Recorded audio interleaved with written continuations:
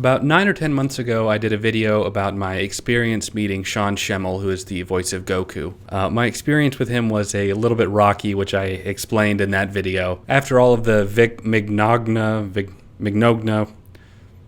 and the Monica Ryle stuff happened, a lot of that drama on Twitter brought a lot of people to that video, which is cool. I'm glad a lot of people watched it and liked it. And for some people, it confirmed their fears about Sean and his attitude, especially since I made that video so long ago before all the Twitter stuff happened. And as fate would have it, right around the time that all this stuff was going on, Christopher Sabat was slated to come to Pensacon this year, which is the local con in my hometown. So I got the chance to meet him. If you watched my Pensacon video, I showed a little bit of footage of our interaction where we were taking pictures together, and yeah, that was pretty cool. Anyway, the two main voice actors that I wanted to see and spend money on were Kevin Conroy, who is the voice of Batman since the 90s, and the other is Chris Sabat, who, as you know, is the voice of Vegeta. There were other celebrities there, of course, a few of which I got to meet, but those two really were my main focus. The first day, I got to the celebrity floor pretty early, where I got to meet Kevin Conroy, like literally right as he set up. We chatted for a little bit, and he told me about some upcoming Batman stuff he was working on. He was a really sweet guy. I got a picture with him, and I got him to sign a picture of Batman. On the Batman picture, he wrote, "Your Batman," which was really awesome. Up next was Chris, who was just right down the hall from where Kevin Conroy was. He wasn't there quite yet at that time, so I just decided to wait. There were two other people that were ahead of me, though. Monica Ryle, the voice of Bulma, she showed up and had a bunch of security all around her. If you don't know, there were some bomb threats made at Pensacon,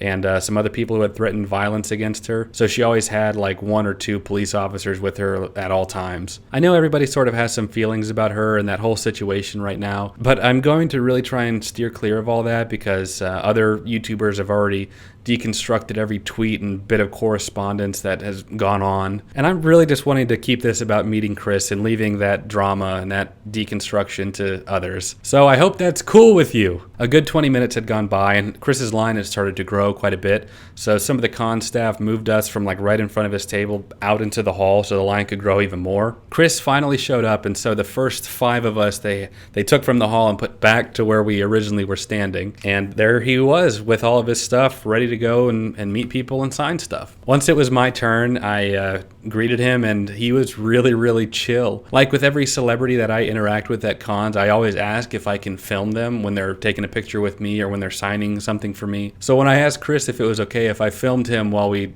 took a picture together, he was like, "Oh man, I don't care." I tried handing off my phone camera to one of the volunteers so that they could take a picture of us, and Chris took it, and he was like, "I'm the self-proclaimed mayor of Selfieville." But he kind of stumbled upon his words a little bit, so he had this sort of self-realization as he said that and ended up just sort of taking the picture anyway. Yeah, I'm the self-proclaimed mayor of Selfieville. But he was just really energetic and charismatic and just fun. And he took like 5 pictures on my phone. I didn't ask him anything specifically. I mean, how many times has he been asked what his favorite moment in the show was? Or how many times that he just made somebody's childhood? I just told him that I was a really big fan of his and I was really glad that he came. Thank you. See you soon, my friend. Thank you. Have a great con. Like with Sean, I really wanted a personalized picture with him that he signed. So Bree, my girlfriend, went down to Target and printed out an 8x10 picture, just like I did with Sean. So she did that while I stayed at the con to film more of it. After Bree got back, though, it became harder and harder to get to see him. We ended up not getting to see him that Friday and tried again on Saturday. But every time that we had some free time to try and go see him, he'd always be in the middle of a photo op, or he'd be doing a panel, or just left for a panel, or doing something. Eventually, we were waiting in line for him, and I had another commitment that was at the exact same time. I was a bit more involved with the con this year, so I just had to leave, which was really, really frustrating.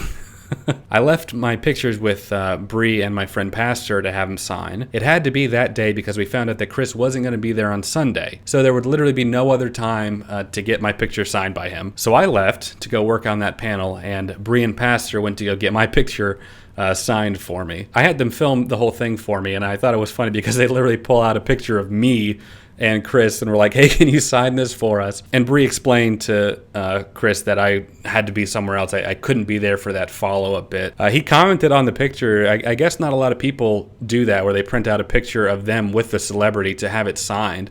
but it doesn't really get any more personalized for me. So I like doing that. Maybe other people should be doing that more often. Where should I sign it? So Bree starts telling him about how influential Dragon Ball Z has been on my life, and my friend Pastor asks Chris to write to my true friend Holden on the front of it. This is, of course, a play on when I had Sean sign the other one, where I asked him to write to my friend Holden, and he writes friend in quotation marks to signify that we were not actually friends. It's a bit on the nose, right, but Chris was down for it. So not only does he sign it to my true friend Holden, but he also writes, "Your power is impressive," right beneath it.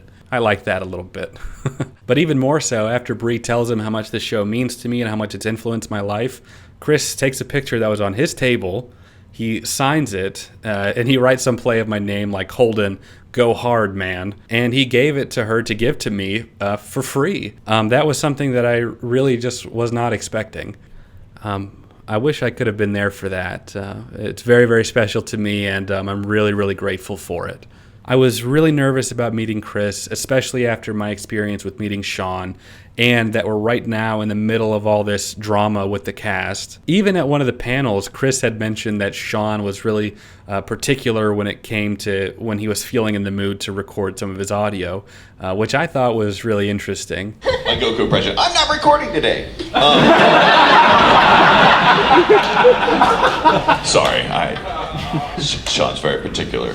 Anyway, I don't want to put anyone off from meeting Sean or Chris or whoever it is that they want to meet. My experience with Sean taught me to be okay, even when meeting somebody like that doesn't go as planned, despite how influential the person is. Since then, I've been really able to disconnect the actor Sean Schemmel with the character Goku, and probably for the best. And my experience with Chris taught me that sometimes it does work out, and that meeting those influential people on your life really can be rewarding. I've now met both Goku and Vegeta and had a really positive experience with one and a really negative experience with the other. And the funny thing is that it was Goku who was the negative experience. Anyway, I really appreciate you watching, and to some of my new subscribers who subscribed to me because of that Goku video, I really appreciate you sticking around. Hopefully you enjoyed this video too. And if you haven't already, please consider subscribing to my YouTube channel. I post a new video every week. Let me know what you think about this video in the comments below, and if you have already met Sean or Chris, or Sean and Chris, let me know what your experience was like as well. As always, I appreciate you watching, and I'll catch you